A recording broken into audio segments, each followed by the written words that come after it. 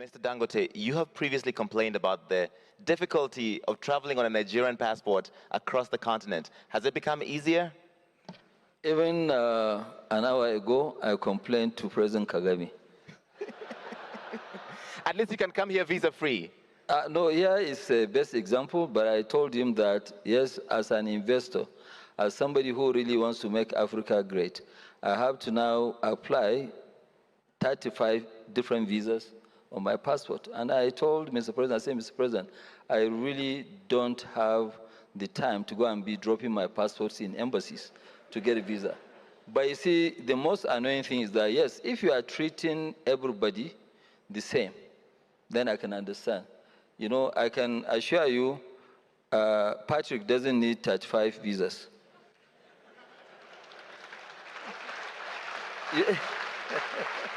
No, I said that. What I'm saying, you have... You do not...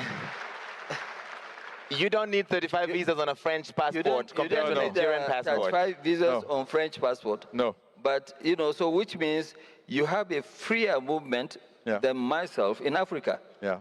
But you have, I remember that there are 3 countries, Uganda, Kenya, and Rwanda. You have 1 visa for the free when you are a tourist. This is true. I've done it. So it's good. So you can expand it. It's a question of will. But I think all what is moving on about community between Africa, it's up to the African leaders to decide, will be good for Africa. Yes, but it will change. And what I keep saying, right now, our main job is to make sure the regional markets, they all work. Okay? Once they work, then we can now go to AFCTA. But the AFCTA also, we need to make sure that it works. We cannot have a very, very promising continent, and our intra-trade is less than 16%. Okay, so we Africans will have to do it. If we are waiting for foreigners to come and do it, both the development of Africa, it's not going to happen. So it can only happen by us Africans. We must risk our resources and make sure that we lead.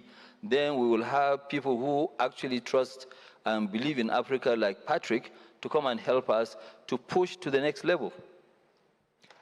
Thank you. Just 1 second.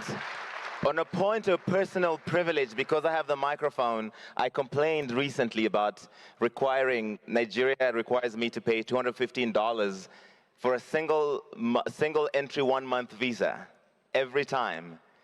Biometrics is $170. And I said, as an African, as a Kenyan, this seems unfair. And they told me, actually, Kenya said it would be easier to come to Kenya, but then you introduced an electronic travel authorization, which made it harder to come to Kenya. So I was like, I don't work for government, but President Ruto is here, so he's heard. Okay. But